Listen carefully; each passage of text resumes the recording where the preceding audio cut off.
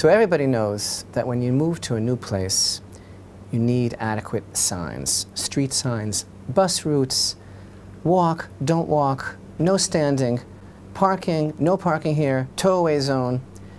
We need adequate signs. How many times are you frustrated? You go to a place on vacation, you move to a new place, and the signs are just not there.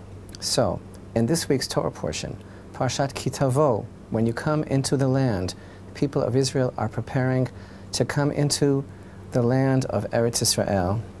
And there's a very great mystery in this week's Torah portion, because not only were there no signs when they were coming into the land, but apparently the Jewish people had to make their own signs. They had to make huge markers here in our Parsha. And it really is a very great mystery that the first thing that Israel is told to do upon crossing the Jordan is to set up these huge monumental stones, to plaster them with white, and to write on them all of the words of the Torah.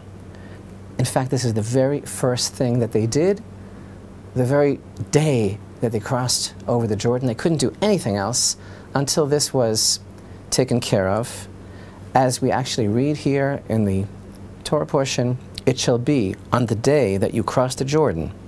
So nothing could be done until this was finished. And this is an amazing story, and there's much more between the lines, especially when we compare our chapter here, chapter 27 in Parshat KiTavo, with chapter 4 of the book of Joshua, where we see some of the details of how this was done. There were a number of things that happened as soon as the people of Israel came in. They stood at Mount Avel and Mount Gerizim, and the blessings and the curses were uttered, and they all said Amen. They turned to face each mountain, and these stones were actually taken from the very bottom of the Jordan River. And we read in the book of Joshua about how the men who were to carry these stones were already chosen before they crossed over. And what happened was the people of Israel crossed the Jordan River, and in front of them the Ark of the Covenant, symbol of the Torah, indeed, carrying the tablets of the law that Moshe brought down from Mount Sinai. The Ark of the Covenant went before them. So the stones that were actually taken and set up on the other side of the Jordan and plastered white and inscribed with the words of the Torah were actually taken from the bottom of the Jordan River, from the very position of the feet of the Kohanim, who were holding up the Ark of the Covenant in the water. The waters of the Jordan are split. People of Israel, second time in history, going through this split water. And interestingly, after they were finished, Joshua, as the verse tells us in the book of Joshua, actually replaced the stones with other stones. He put other stones where they remain to this day at the bottom of the Jordan, according to this verse, in the original positions where the feet of the priests who stood in the water, holding, in the dry split water, holding the Ark of the Covenant where they stood. Now, not only were the words of the Torah written on these huge stones, but according to the understanding of our sages, based on the verse that tells us, you shall inscribe on the stones all the words of the Torah, of this Torah, well clarified. The words well clarified, according to our sages, that means that they were written in 70 languages, meaning all of the spoken languages of the world. So, what's going on here? We have these stones. I mean, just the whole idea of it is so compelling. They were taken from the bottom of the Jordan River. They were whitewashed. Upon them were written all of the words of the Torah in every language, and they were to be set up immediately upon crossing. Moshe and the elders of Israel commanded the people, saying, observe the entire commandment that I command you this day. It shall be on the day that you cross the Jordan to the land that Hashem your God gives you, you shall set up great stones, and you shall coat them with plaster. You shall inscribe on them all the words of this Torah when you cross over, so that you may enter the land that Hashem your God gives you, a land flowing with milk and honey, as Hashem the God of your forefathers spoke about you. It shall be that when you cross the Jordan, you shall erect these stones, of which I command you today, on Mount Avel, and you shall coat them with plaster. There you shall build an altar for Hashem your God, an altar of stones. You shall not raise iron upon them. Of whole stones shall you build the altar of Hashem your God, and you shall bring upon it burnt offerings to Hashem. So there's two things that are going on here, three actually, because there is the ceremony of the standing, facing the mountain and receiving, as it were, actually witnessing, testifying to the blessing and the curse and saying Amen. There's the erection of these huge stones, and there's the building of an altar. And actually, what's really amazing when we study some of the deeper understanding of what was really going on here, because these verses aren't so clear. Of course, our sages have an immutable and unimpeachable and unbroken tradition regarding every detail. So they tell us that what happened was these very stones, the same stones that were taken from the bottom of the Jordan, upon which were written the entire Torah, and that were erected as some sort of huge declarations, these are the stones that were used to create an altar on Har Evel, upon which offerings were brought. And in fact, according to the chronology of our sages in Tractate Sota, page 32a, what actually happened was the stones were made into an altar, and then the words of the Torah were written upon it. So there's something very powerful in the symbolism of this whole idea. The stones that were taken from the bottom of the river, they were erected instead of our finding signs waiting for us. The very first thing that as a nation Israel was commanded to do upon entering was to erect these huge message boards with the words of the Torah written in every language. And then those very stones became the altar. So was it written before? Was it written afterwards? That's not really the issue. But there's something very powerful that the Torah is communicating with us here. And obviously this is for all time. Obviously, as with every idea that the Torah conveys to us, this is not a history lesson. It's quite interesting. It's quite unusual. It's quite exotic, this idea of what really was going on moving day. We all know how busy and harrying moving day can be. But it's not just a question of what went on between the lines when the people of Israel crossed over. Obviously, there's something here for us at this very moment, or this would not be part of the eternal Torah, and we wouldn't be reading about it. So, I believe that the amazing lesson that this really bears upon is an extremely contemporary issue. And that is the question, and it isn't a question, but is constantly rendered as a question, the issue of the nature of the true connection between the people of Israel and the land of Israel. Because actually, Israel is constantly called upon to validate and justify and prove its right to exist in this land, more so than any other nation. We are always on this firing line, you know, and the question is always coming up again and again, and it's never laid to rest, as if we just got here, as if this is a brand new issue, and the world is extremely troubled with the fact that Israel is in this land. This one is angry at us. This one wants an apology for some perceived offense. These ones are going to march against us and declare their own state. These ones are bent on exterminating us. These ones are throwing missiles at us. And so it goes. And of course, one can become very sick, frankly, of the pronouncements of the politicians, the doomsday folks, the analysts, the pundits, all those who essentially worship at the altar of saying exactly what has to be said, what is acceptable, what is politically correct, all for the sake of, please, don't make anyone mad at us. Don't make anyone mad.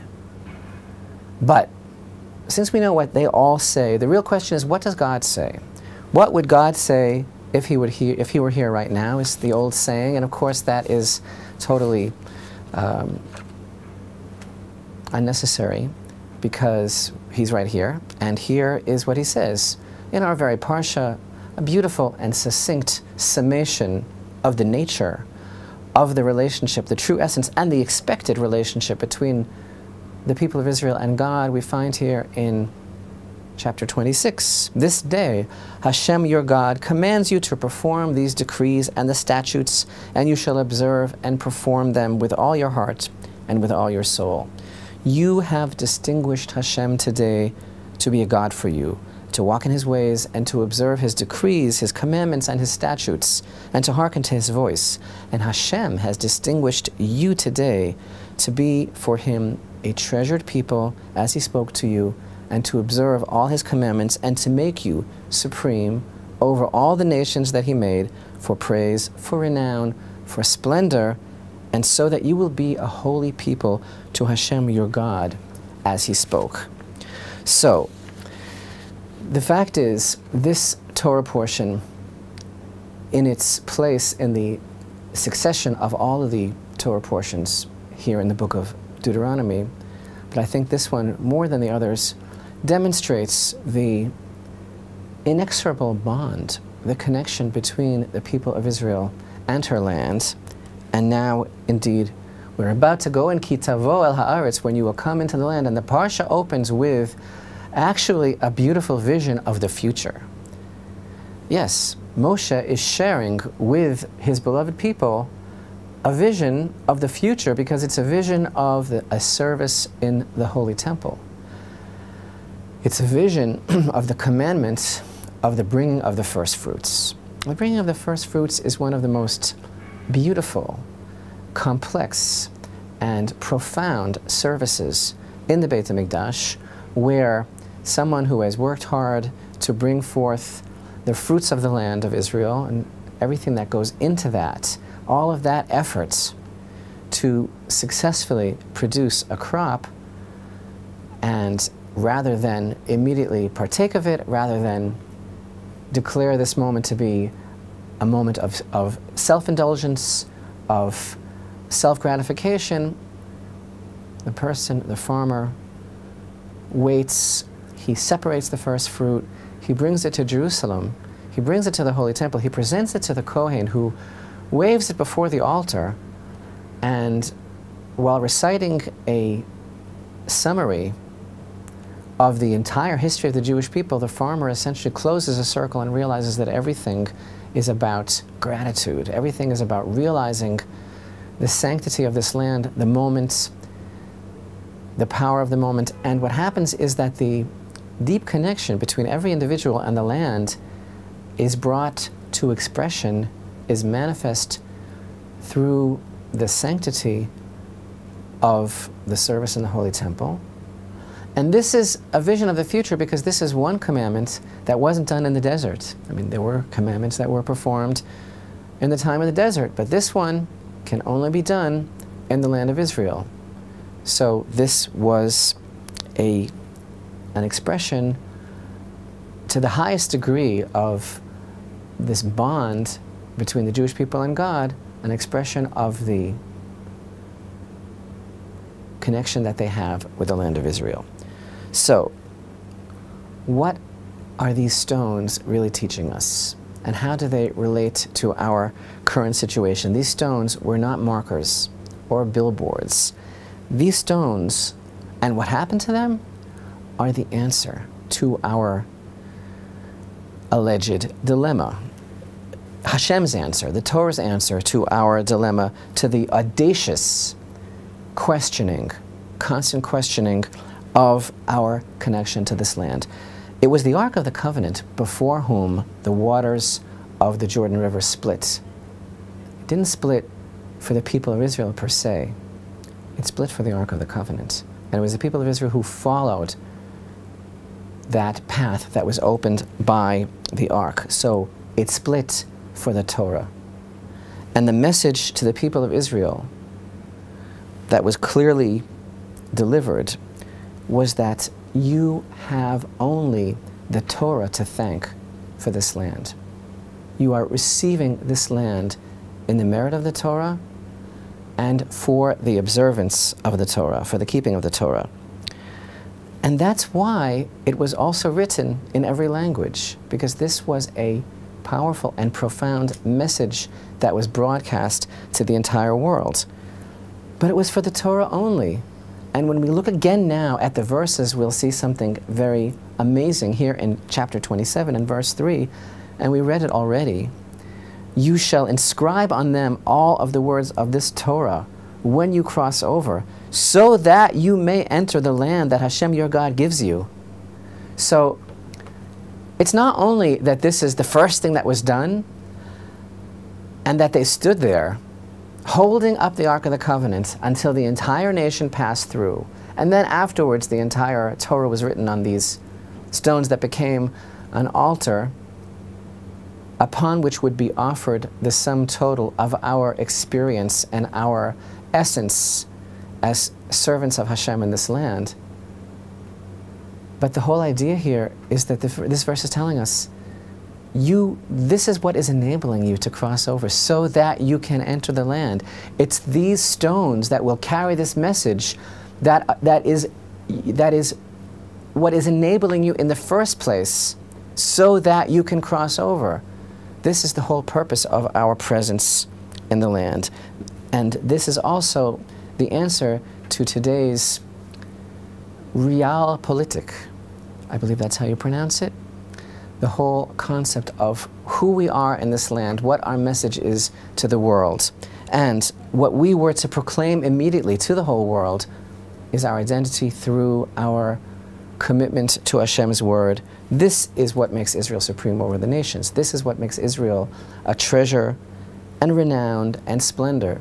It is our affirmation of why we are here, of our purpose. And the nations all knew this, and Israel was quite aware of it, and this is why it was written in 70 languages, and just as the nations are aware of it, and that is the motivation behind the constant attempts to unravel and delegitimize our connection to this land, so too, it's time for Israel to look back at those stones with that message, at that altar, and to reaffirm in our hearts our commitment to those words. That is the secret of our connection to this land. And when we realize that and reaffirm that, we will see all of our enemies, all of our opposition, as well as our own doubts and anxieties melt away.